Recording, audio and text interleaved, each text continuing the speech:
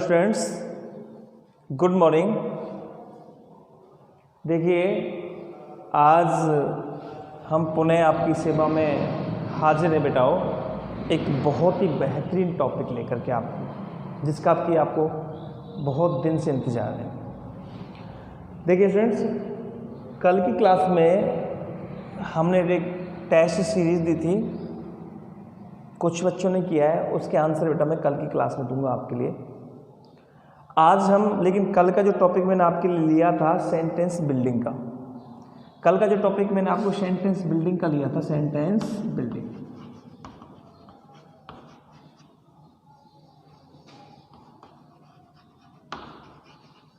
Sentence building में मैंने आपको एलिमेंट्स बताए थे बेटाओ, सब्जेक्ट, वर्ब प्लस ऑब्जेक्ट। यानी कि ये तीन जो एलिमेंट्स हैं ये हमको अपनी कक्षा में बेटाओ लर्न करने हैं। इनका आगे आने वाले टॉपिक में बेटाओ पूरा काम पड़ेगा कि सब्जेक्ट क्या है, कितने प्रकार का होता है, वर्ब क्या होती है, कितने प्रकार की होती है, ऑब्जेक्ट क्या है, कितने प्रकार का होता है। ठीक है, यानी कि देखो बहुत काम पड़ता है बेटा। जैसे हम आप जानते हैं पैसिव आपने पढ़े होंगे, पैसिव वॉइस हम बेटा ऑब्जेक्ट निकालते हैं, ऑब्जेक्ट का सब्जेक्ट बनाते कि नहीं बनाते, तो उसमें फिर हमको काम पड़ता है कि ऑब्जेक्ट क्या होता है, कहाँ पाया जाता है, कैसा होता है, ऑब्जेक्ट कितना बड़ा हो सकता है, ऑब्जेक्ट फ्रेज में हो सकता है कि नहीं हो सकता है। ये सारे के सारे कन्फ्यूजन हैं, हम अपनी बेसिक नॉलेज में बेटा इनको हम क्लियर करेंगे। तो आज हम जो टॉपिक लेने वाले हैं बेसिक नॉलेज के अंतर्गत बेटाओ, वो हम टॉपिक लेने वाले हैं the elements of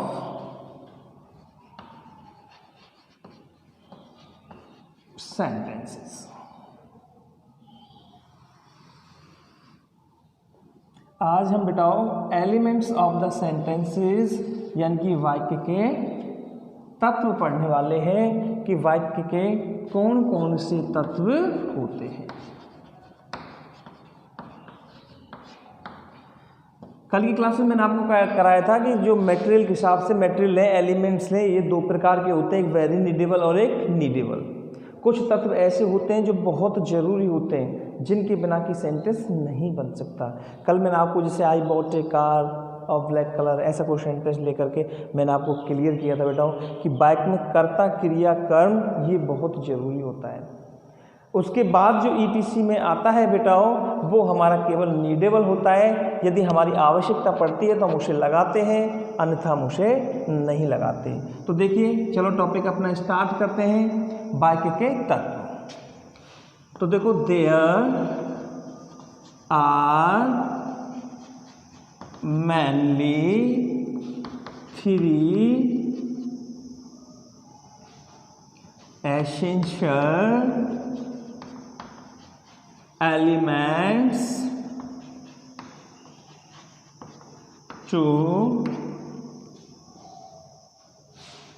complete a sentence। यानी एक वाक्य के निर्माण के लिए बेटाओ 3 तत्व अति आवश्यक होते हैं।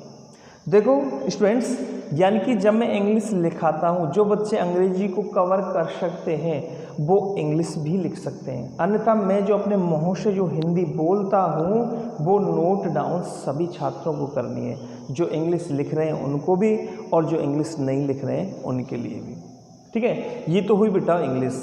आप हिंदी में नोट डाउन कर सकते हैं कि एक वाक्य के निर्माण के लिए 3 तत्व अति आवश्यक होते हैं। यानी एक वाक्य के निर्माण के लिए 3 तत्व अति आवश्यक होते हैं, यानी कि जो हम वाक्य के तत्व पढ़ रहे हैं। अब इसमें 3 तत्वों में आते हैं, पहला आता है अपना सब्जेक्ट, जिसको बोलते हैं हिंदी में हम कर्ता। दूसरा एलिमेंट से बेटा अपना वर्ब, जिसको बोलते हैं हम क्रिया। और तीसरा लास्ट एलिमेंट्स है अपना ऑब्जेक्ट, जिसको बोलते हैं कर्म।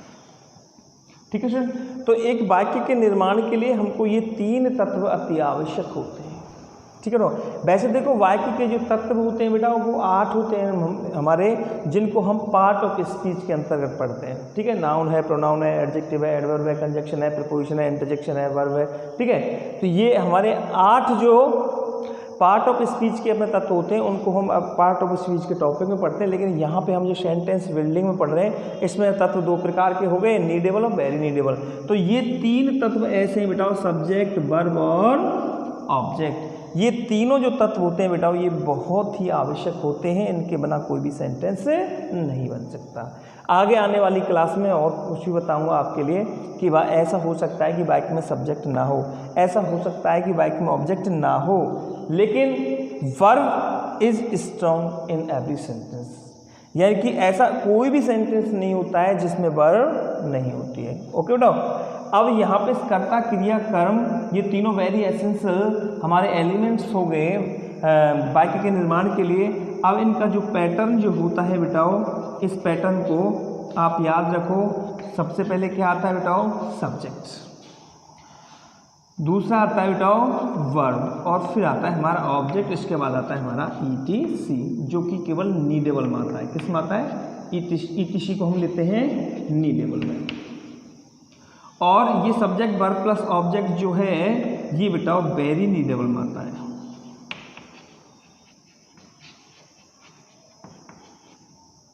तो यानी कि हमको 3 चीज पढ़नी है बेटाओ, कर्ता, क्रिया और कर्म। आपने सुना भी होगा कहते हुए कि कर्ता, क्रिया, कर्म और वाक्य हो गया नरम। तो यानी कि ये तीनों की तीनों ही हमको ऑब्जर्व करने, सीखने। ठीक है स्टूडेंट, तो आज की क्लास में बेटाओ हम चर्चा करेंगे, हम डिस्कस करेंगे सब्जेक्ट के बारे में कि सब्जेक्ट क्या होता है। देखिए सब्जेक्ट के बारे में आप शुरू से 5वीं 6वीं कक्षा से ही पढ़ते आ रहे हैं कि सब्जेक्ट क्या होता है, लेकिन आज उसमें थोड़ा सा और जो कन्फ्यूजन है उसे हम अपने को दूर करेंगे कि वास्तव में सब्जेक्ट होता क्या है, वो मैं आपके लिए बताता हूँ बेटा। चलो यहाँ तक आपने नोट डाउन कर लिया होगा, शायद वीडियो को पॉज करके नोट डाउन कर लिया करो, कोई दिक्कत नहीं है।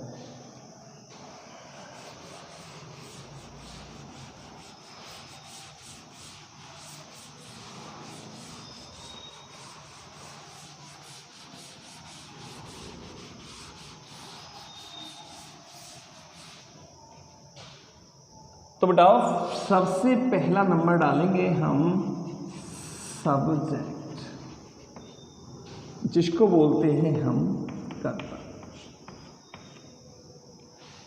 सबसे पहले हम सब्जेक्ट की डेफिनेशन कंप्लीट करेंगे कि व्हाट इज ए वर्ब। इसमें हम जो अपना जो क्वेश्चन है बेटाओ ये क्वेश्चन कवर करेंगे कि व्हाट इज अ सब्जेक्ट, कि कर्ता किसे कहते हैं, कर्ता की परिभाषा क्या है, सब्जेक्ट की परिभाषा क्या है। ठीक है ना, तो आप छोटी क्लासों में पढ़ते थे, थोड़ा याद करके देखो बेटाओ, टीचर हमें बताते थे कि कार्य के करने वाले को हम कर्ता कहते हैं। ठीक है ना, जो एक्शन को करता है यानी कार्य के करने वाले को हम क्या कहते हैं, कर्ता कहते हैं। कार्य के करने वाले को हम सब्जेक्ट कहते हैं। यानी कि अगर हम इसकी डेफिनेशन जब कंप्लीट करें बेटाओ तो हम लिखेंगे सब्जेक्ट। इतना याद रखो बस, आप सब्जेक्ट के आगे आप ये चीज़ याद रखो, डूअर, कि सब्जेक्ट क्या होता है बेटाओ, डूअर। और डूअर जो होता है ये doer is called a subject.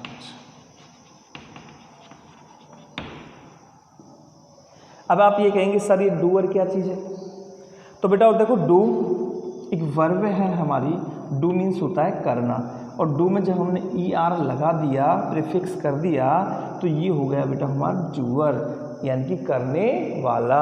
और करने वाला कौन होता है बेटाओ, कर्ता। 6ठी 7वीं 8वीं क्लास में हम वोकैबुलरी पढ़ते हैं, और वोकैबुलरी में एक टॉपिक है बेटाओ वर्ड फॉर्मेशन, यानी शब्द निर्माण। यहाँ हम पढ़ रहे हैं वाक्य निर्माण, वहाँ पे एक टॉपिक है बेटाओ शब्द निर्माण, वर्ड फॉर्मेशन। उसमें क्या होता है, नाउन से वर्ब बनाना, वर्ब से नाउन बनाना, वर्ब से एडजेक्टिव बनाना। ठीक है बेटा, वर्ब से एडवर्ब बनाना, एडवर्ब से फिर नाउन बनाना, ये सफिक्स और प्रीफिक्स बताए जाते हैं उसमें। तो उसी प्रकार से बेटा ये शब्द बनाए, जैसे कि डू में ER लगा दिया, डू हमारी वर्ब है, ER लगा दिया तो क्या हो गया नाउन। यानी वर्ब से क्या बन गया ये नाउन, डूअर हो गया। उसी प्रकार से जैसे आपने पढ़ा होगा play, PLA by, play means खेलना। अगर स्टूडेंट्स हमने प्ले में ER लगा दिया तो क्या हो जाएगा, खेलने वाला यानी कि खिलाड़ी। टीच है, टीच मीन्स पढ़ाना, टीच में स्टूडेंट्स यदि हमने ER लगा दिया तो क्या हो गया, टीचर यानी कि पढ़ाने वाला। उसी प्रकार से वर्ब से नाउन डूअर का मतलब होता है बेटा वो क्या होता है, कर्ता, कार्य को करने वाला। नीचे मैं आपको डूअर और सब्जेक्ट दोनों में भी डिफरेंस बताऊंगा आपके लिए कि what is difference between the doer and the subject. ये चीज़ भी अपन कंप्लीट करेंगे बेटा नीचे। तो आप ध्यान रखोगे जो काम को करने वाला होता है डूअर जो होता है वो हमारा क्या होता है, सब्जेक्ट, यानी कि कार्य के करने वाले को हम कर्ता कहते हैं। नीचे आपको ये परिभाषा और पूरी तरह से लिखनी है तो देखो सब्जेक्ट, दा करो यहाँ पे, the subject refers the doer of an action. The subject refers the doer of an action, यानी कि जो कर्ता होता है वो एन एक्शन, एक्शन का मतलब क्या होता है बेटा, वर्ब,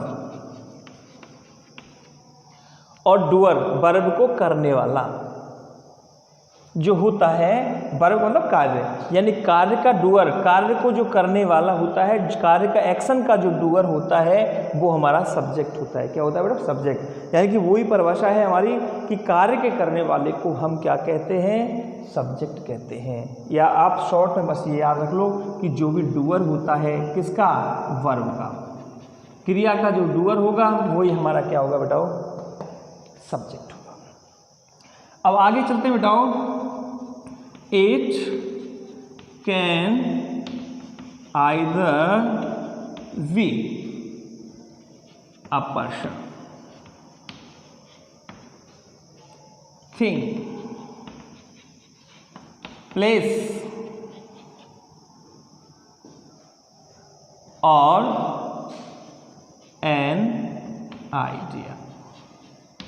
ये चीज हम उसमें ऐड कर देते हैं कि इट कैन, इट किसके लिए आया बेटा, सब्जेक्ट के लिए। जो सब्जेक्ट जो होता है can either be a person, ये सब्जेक्ट कोई व्यक्ति भी हो सकता है, ये सब्जेक्ट थिंग कोई वस्तु भी हो सकती है, प्लेस सब्जेक्ट कोई स्थान भी हो सकता है, और एन आइडिया, और अथवा जो करता है वो कोई अपना एक विचार भी हो सकता है।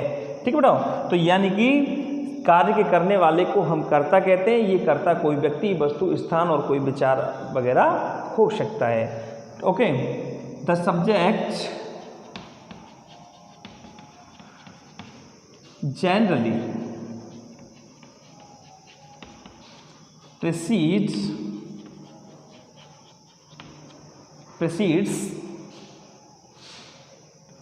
the action।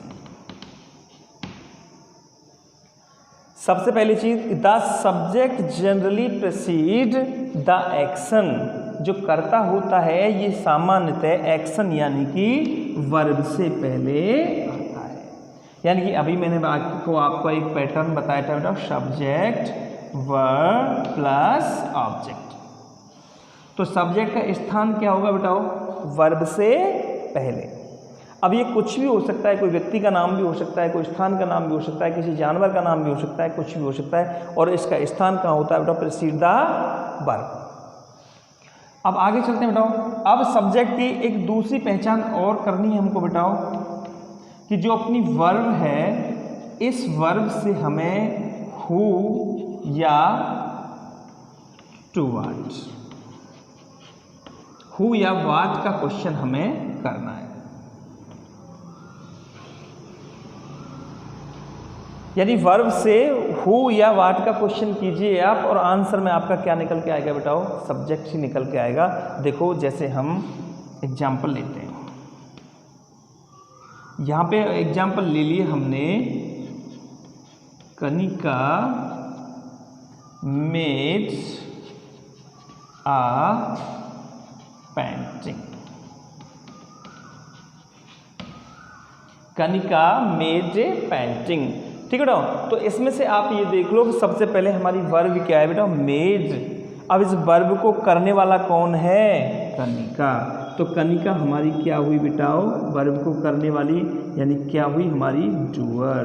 क्या हुई, डूअर। तो ये हमारा क्या होगा बेटाओ, सब्जेक्ट। पहली चीज, कार्य को करने वाला कौन हुआ बेटाओ, कर्ता हुआ।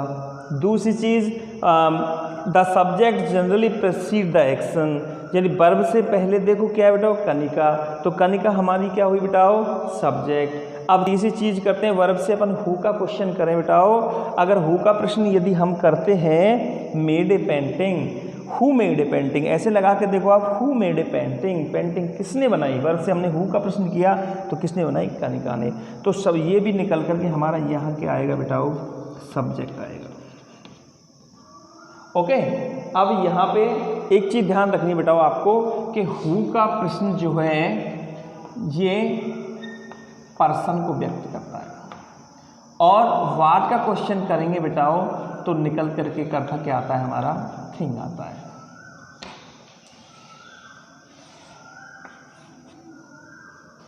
ठीक है, दूसरा सेंटेंस हम यहाँ पे लेते हैं, यहाँ के नीचे, टीचर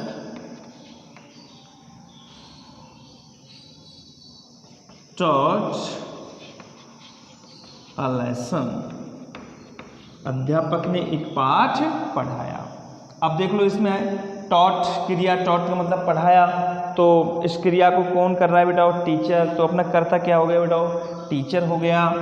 ठीक है, अब दूसरी चीज ये अपन देख लेंगे, the subject generally precedes the action, यानी कि वर्ब से पहले क्या आ रहा है, सब्जेक्ट आ रहा है। आप क्रिया से हु का प्रश्न कीजिए बेटाओ। जब क्रिया से अपन हु का प्रश्न करेंगे तो taught, who taught A lesson, who taught A lesson, यानी पाठ किसने पढ़ाया, तो भी सब्जेक्ट निकल के हमारा क्या आएगा बेटाओ, टीचर। ओके बेटा, तो ये चीज़ें हम क्या है कि शुरू से पढ़ते आ रहे हैं कि कार्य के करने वाले को हम सब्जेक्ट कहते हैं। सब्जेक्ट प्राय वर्ब से पहले मिलता है, और ये सब्जेक्ट कोई पर्सन, थिंग, प्लेस अथवा कोई आइडिया, विचार वगैरह हो सकता है। ओके बेटा, अब यहाँ तक आपको क्लियर, अगर आप नोट डाउन करो फटाफट से। अब आगे चलते हैं। देखिए, अब आगे मैं आपके लिए एक दो सेंटेंस लिखता हूँ बेटा।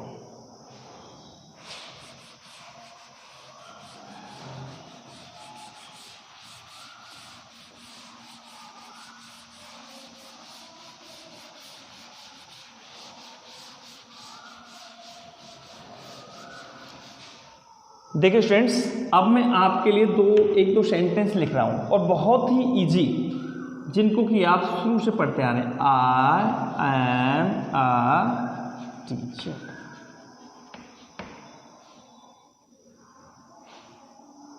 दूसरा यदि हम बात करें, रूम इज क्लीन्ड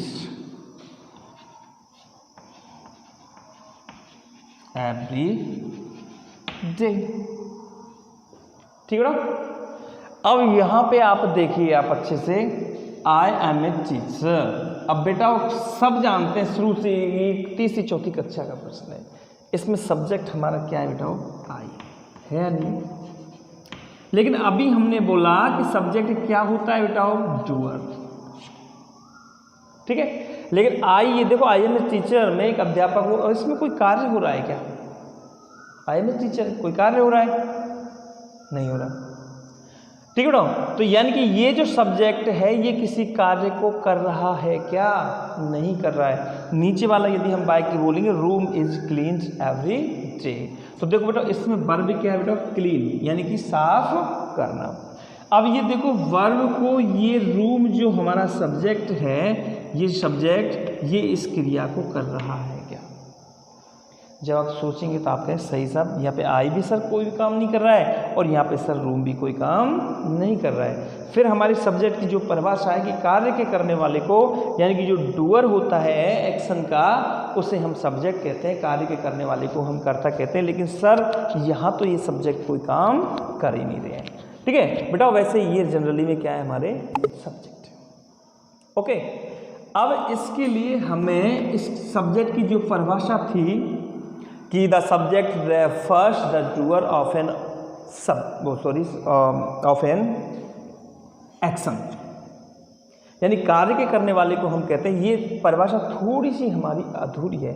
इस परिभाषा को कंप्लीट करने के लिए हमें इसके नीचे, ठीक है ना, हमें इसके नीचे एक चीज और ऐड करनी है, और वो क्या है बेटाओ? The part of a sentence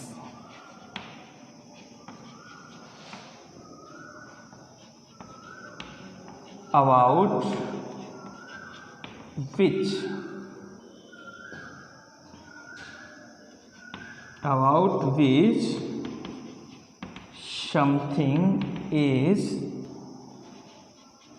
said, या फिर said की जगह हम क्या कर सकते हैं बताओ? discussed।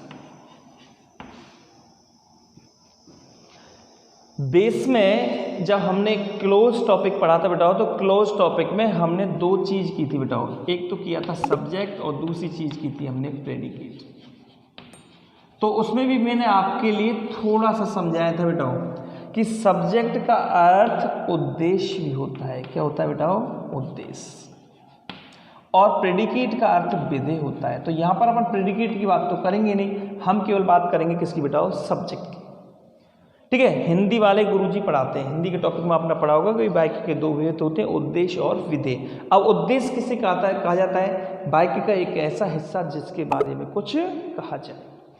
The part of a sentence, वाक्य का एक ऐसा हिस्सा अबाउट विच, जिसके बारे में समथिंग इज सेड, कुछ कहा जाए, या सेड की जगह अपन क्या कर सकते हैं? डिस्कस्ड कर सकते हैं, जिसके बारे में कोई चर्चा की जाए। यानी वाक्य का एक ऐसा भाग होगा बेटाओ जिसके बारे में कोई चर्चा की जाएगी और या फिर कोई डिस्कस वगैरह किया जाएगा, और वो भी हमारा क्या होता है बेटाओ? सब्जेक्ट होता है।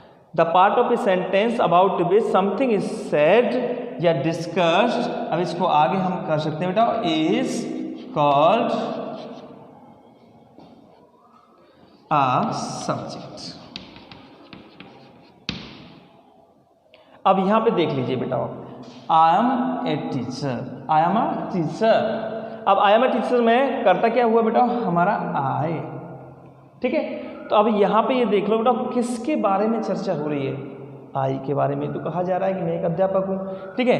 अब room is cleaned every day, अब यहाँ पे देखो बेटा किसके बारे में चर्चा हो रही है? रूम के बारे में। Room is cleaned every day, कमरा प्रतिदिन साफ किया जाता है, तो चर्चा किसके बारे में हो रही है? रूम के बारे में, ठीक है। जैसे कि books are sold in low price. अब यह books are sold in low price, पुस्तकें कम दाम में बेची जाती हैं, तो बेटा बात किसकी हो रही है बेटा? बुक्स की। तो यहाँ पे सब्जेक्ट अपना क्या होगा बेटा? बुक्स होगा सब्जेक्ट, ठीक है। तो यानी कि जो हमारा डूअर था बेटा, डूअर के साथ साथ हमें ये परिभाषा भी याद रख लेनी है कि वाक्य का एक ऐसा हिस्सा, आराम से उतार लो अब धीरे धीरे, वाक्य का एक ऐसा हिस्सा जिसके बारे में कुछ कहा जाए, वो हमारा सब्जेक्ट कहलाता है। यानी वाक्य का एक ऐसा हिस्सा जिसके बारे में कुछ कहा जाए, वो सब्जेक्ट कहलाता है। ओके बेटा, तो यहाँ पे ये सब कुछ हमें सेट करना है, और सब्जेक्ट की परिभाषा अब सटीक हमारे दिमाग में बैठ गई होगी। हम कोई किसी भी प्रकार का सेंटेंस हम बना सकते हैं। जैसे कि हम ऐसे बनाए कि द स्टूडेंट्स आर पुअर, छात्र कैसे हैं बेटाओ? गरीब हैं। स्टूडेंट्स आर पुअर, छात्र गरीब हैं, या पुअर का एक अपना दूसरा अर्थ कमजोर भी होता है बेटा, और छात्र कैसे हैं? कमजोर हैं। तो इसमें सब्जेक्ट क्या होगा बेटा हमारा? The students. अब आप सोचिए द स्टूडेंट्स कैसा हुआ हमारा, यानी क्या है? अब इसमें ये कोई डूअर है क्या? बोल सर ये डूअर नहीं है, ये वाक्य का सब्जेक्ट, ठीक है डॉक्टर। तो आपको एक चीज और याद रखनी है कि वाक्य का जो डूअर होता है वो सब्जेक्ट हो सकता है, यानी कि the doer can be a subject but the subject can not be A doer. यानी कि जो वाक्य का जो सब्जेक्ट होता है बेटा वो डूअर हो सकता है, लेकिन जो डूअर जो होता है वो सब्जेक्ट हो सकता है, लेकिन सब्जेक्ट कभी भी डूअर नहीं हो सकता।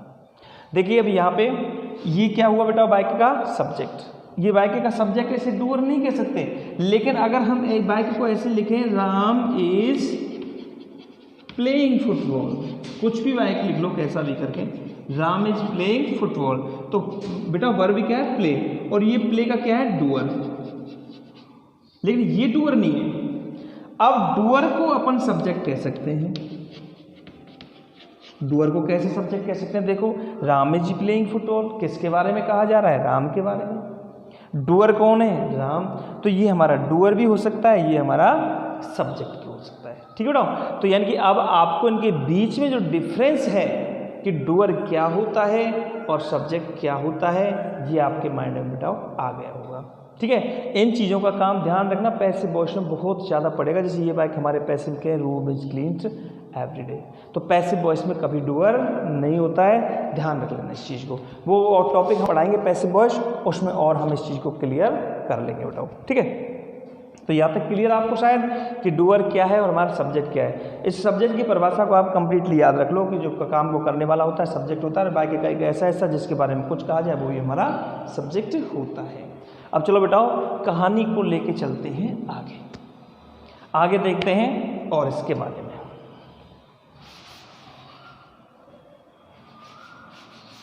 अपना बेस इतना मजबूत हो जाएगा बेटाओ कि अगर हमने बेस कर लिया तो आपको टीचर की भी आवश्यकता नहीं पड़ेगी। आप खुद यदि कोई बुक पढ़ोगे तो भी आपकी समझ में ऑटोमेटिक आएगा। आप ये सोच रहे होंगे सर पता नहीं क्या पढ़ा रहे क्या नहीं पढ़ा रहे, ये चीज़ हमने आज तक पढ़ी नहीं, अब ये हमारे काम की कोई चीज़ है या नहीं है, काम में आएंगी या काम में नहीं आएंगी। ठीक है ना, तो ये अपना बेस है बेटा, पूरी ग्रामर में काम पड़ता है इनका। बस बेस एक बार कंप्लीट हुआ हमारा, उसके बाद ग्रामर के टॉपिक में कोई दिक्कत हमको नहीं आएगी। अब करते हैं बेटा हम kinds of the subject. Kinds of the subject यानी कि